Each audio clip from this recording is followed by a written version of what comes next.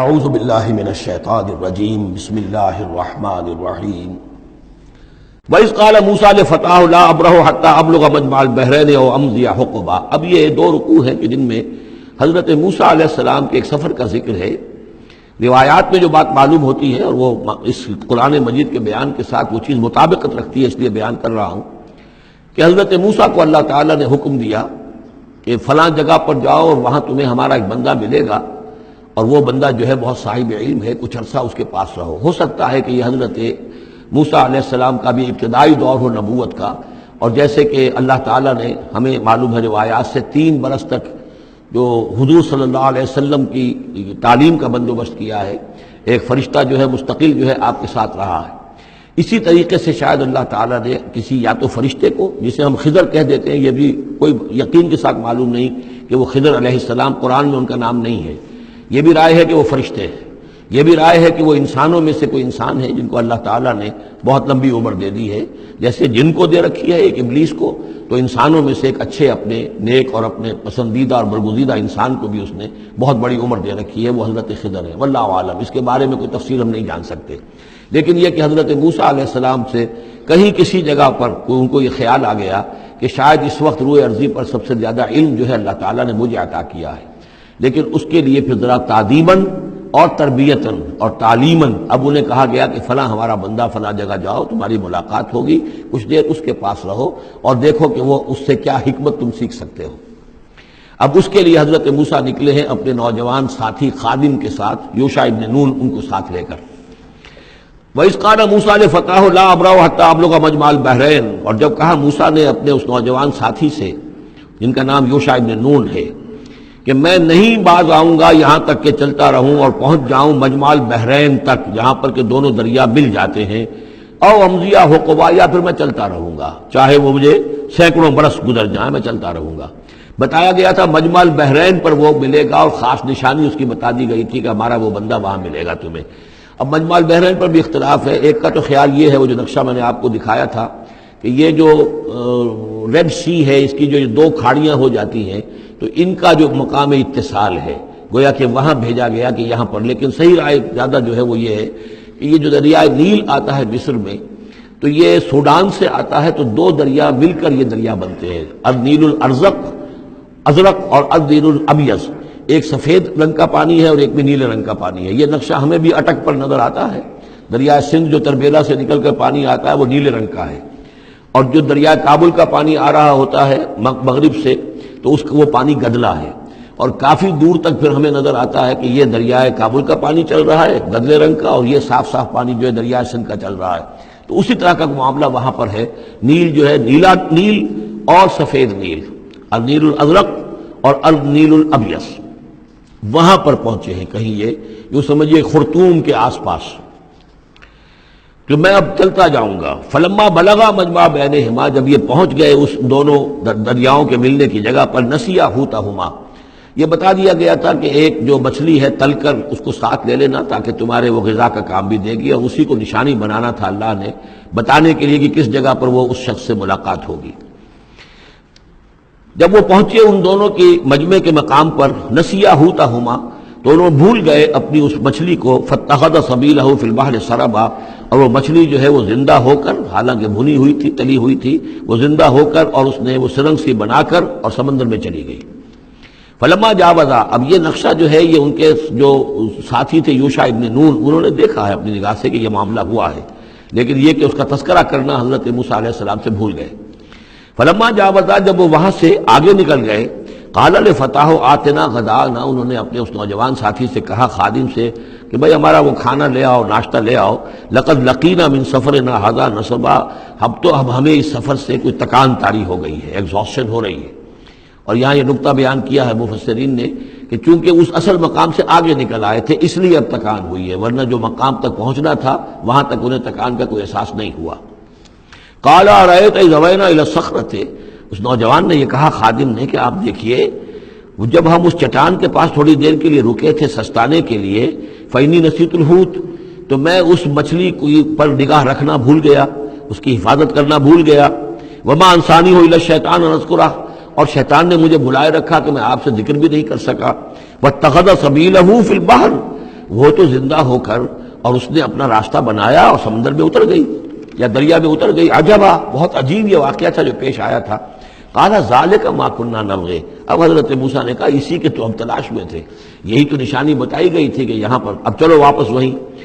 فارتدا علی آثارہما قصصا، تو وہ اب لوٹے اپنے نقوش پا کو دیکھتے ہوئے، کیونکہ وہیں پہنچنا ہے اب جہاں پر کہ وہ مچھلی جو ہے وہ زندہ ہو کر اور دریا میں اتر گئی تھی. فوجد عبدا من عبادنا، اب جو وہاں پہنچے تو پایا ہمارے بندوں میں سے ایک خاص بندے کو. آتیناہ رحمتا من عندنا، ہم نے اسے رحمت عطا کی تھی خاص اپنے پاس سے. وعلمناہ من لدنا علما، اور اسے علم سکھایا تھا خاص اپنے پاس سے. یہ علم لدنی ایک اصطلاح ہے جو یہیں سے لفظ اخذ کیا گیا ہے. ایک علم وہ ہے جو ہم سیکھتے ہیں، جو بھی پڑھتے ہیں سیکھتے ہیں، تفسیر پڑھی ہے، عربی پڑھی ہے، نحو پڑھی ہے، فقہ پڑھی ہے، یہ علم حاصل ہو رہا ہے، یا جیوگرافی پڑھی ہے، تاریخ پڑھی ہے. ایک وہ علم ہے جو اللہ کسی کے دل میں ڈال دیتا ہے بغیر کسی مادی طور پر دنیاوی اعتبار سے کسی تحصیل علم کی مشقت سے گزرے ہوئے. اس کو علم لدنی کہتے ہیں. لدن کہتے ہیں نزدیک، لدن اللہ، لدنی ہم نے اپنے پاس سے، اپنے خاص خزانہ فضل سے، خاص خزانہ فیض سے اسے علم عطا کیا تھا. ہم نے اسے رحمت بھی دی تھی. آتیناہ رحمتا من عندنا وعلمناہ من لدنا علما. قال له موسیٰ، ان سے کہا موسیٰ نے، هل اتبعک، اگر آپ اجازت دیں تو میں کچھ عرصہ آپ کے ساتھ رہوں، علی ان تعلمنی مما علمت رشدا، لیکن اس لیے اس شرط کے ساتھ کہ آپ مجھے بھی سکھائیں کچھ جو آپ کو علم دیا گیا ہے اور جو بڑی سعادت مجھے اللہ نے بتایا ہے کہ آپ کو اللہ نے بڑا عقل، بڑی سمجھ بوجھ اور بڑی حکمت عطا کی ہے. قال انک لن تستطیع معی صبرا، انہوں نے کہا کہ دیکھو تم میرے ساتھ رہ کر صبر نہیں کر سکو گے. وَكَيْفَ تَصْبِرُ عَلَىٰ مَا لَمْ تُحِطْ بِهِ خُبْرًا، اور کیسے صبر کرو گے اس چیز پر کہ جس کا کہ علم تمہارے پاس نہیں ہے، جس کا تم نے احاطہ نہیں کیا ہے. تمہیں تو بات بڑی غلط لگے گی، عجیب سی لگے گی. قَالَ سَتَجِدُنِي إِن شَاءَ اللَّهُ صَابِرًا، حضرت موسیٰ نے کہا کہ نہیں، انشاءاللہ آپ مجھے صابر پائیں گے، میں صبر کروں گا. وَلَا عَصِي لَكَ أَمْرًا، اور میں آپ کی کسی حکم کی خلاف ورزی نہیں کروں گا. اب دیکھیے یہاں انشاءاللہ صبر کے ساتھ تو آ گیا، ولا عاصی لک امرا، آپ کے حکم کی خلاف ورزی نہیں کروں گا. یہاں انشاءاللہ نہیں آیا ہے اور اسی میں خلاف ورزی ہو گئی. یعنی یہ کہ انہوں نے جو حکم دیا تھا پھر اس کی وہ پابندی نہیں کر پائے.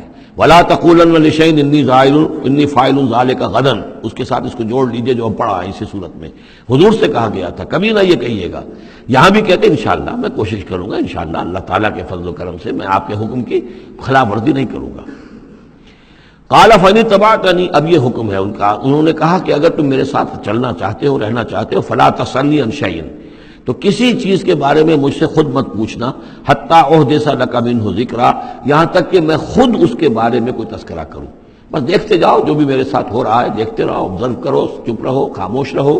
میں جب مناسب سمجھوں گا جو اصل حکمت ہے ان چیزوں کی جو تمہارے مشاہدے میں آئیں گی وہ میں تمہیں بتا دوں گا، لیکن تم مجھ سے سوال نہیں کرو گے.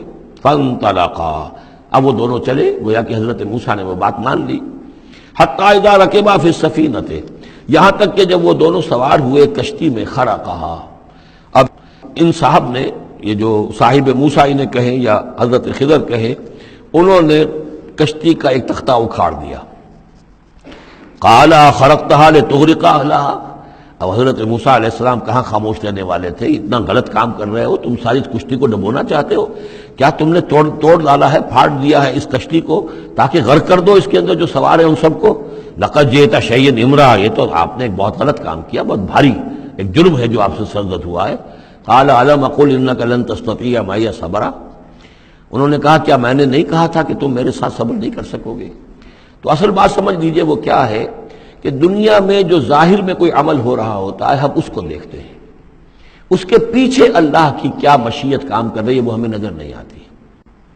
بظاہر کوئی شے ہمارے لیے بری ہے، اس کے پیچھے کوئی خیر آ رہا ہے، ہم اس بری چیز کو برا سمجھ کر اور وہ ہم جو ہے نالا و شیون کا معاملہ اختیار کر دیتے ہیں. عسیٰ ان تکرہوا شیئا وہو خیر لکم وعسیٰ ان تحبوا شیئا وہو شر لکم واللہ یعلم وانتم لا تعلمون. یہ ہے اصل میں وہ بات کہ جو سورہ بقرہ میں ہم نے پڑھی تھی. ہو سکتا ہے تم کسی چیز کو برا سمجھو جبکہ حقیقت میں وہ تمہارے لیے بہتر ہو، اور ہو سکتا ہے کہ تم کسی چیز کو اچھا سمجھو، حقیقت میں تمہارے لیے وہ مضر ہو. اللہ جانتا تم نہیں جانتے. تو تفویض الامر ہونا چاہیے اللہ کی طرف. اے اللہ جو تجھے میرے لیے پسند ہے. لیکن یہ جو بھی فرشتے کر رہے ہوتے ہیں، اور ظاہر بات ہے یہ بھی ہو سکتا ہے فرشتے ہوں یا اولیاء اللہ میں سے کسی کی روح ہے، تو جیسا کہ شاہ ولی اللہ کا قول میں نے آپ کو سنایا ہے کہ وہ بھی ملائکہ کے طبقہ اسفل میں شامل ہو جاتے ہیں اور وہی اللہ تعالیٰ کے احکام کی جو ہے تنفیذ کرتے ہیں۔ تو یہ شرعی احکام نہیں ہے، یہ تکوینی احکام ہے۔ کسی کا بچہ جو ہے چھت کے اوپر سے گرا مر گیا، اب وہ تو چیخ رہا ہے، ماں بھی چیخ رہی ہے، بہن بھائی بھی چیخ رہے ہیں، اب کیا پتا کہ یہ بچہ جو ہے اگر بڑا ہو جاتا تو یہ ماں باپ کے لیے سوہان روح ہوتا۔ اللہ نے ان کے لیے خیر کیا ہے کہ اس بچے کو اس وقت لے لیا ہے، لیکن انہیں تو پتا نہیں کہ آئندہ کیا ہونا تھا۔ تو ہم ظاہر کو دیکھ کر جو ہے گھبرا جاتے ہیں اور اس کو اپنے لیے برا سمجھ بیٹھتے ہیں، جبکہ اللہ تعالیٰ کی بیدک الخیر، اللہ کے ہاتھ میں خیر ہی خیر ہے، لیکن ہماری شارٹ سائٹڈنس ہے کہ جس کی وجہ سے ہم چیزوں کو کسی اور رنگ میں لے رہے ہیں۔ اس کے لیے یہ 3 واقعات ہیں کہ جو دکھائے گئے۔ قال لا تؤاخذنی بما نسیت ولا ترهقنی من امری عسرا، تو انہوں نے کہا، حضرت موسیٰ نے عرض کیا لا تؤاخذنی بما نسیت، مجھ سے مواخذہ نہ کیجئے اس پر کہ میں بھول گیا کہ میں نے آپ سے وعدہ کیا تھا کہ میں آپ سے کوئی سوال نہیں کروں گا، ولا ترهقنی من امری عسرا، اور نہ دباؤ ڈالیے مجھ پر میرے معاملے میں کچھ زیادہ سختی نہ کیجئے، ایسا نہ ہو کہ ایک ہی دفعہ کی میری غلطی کے اوپر کہتے ہیں جاؤ اب یہاں سے، بلکہ ذرا یہ نرمی کیجئے۔ صدق اللہ العظیم۔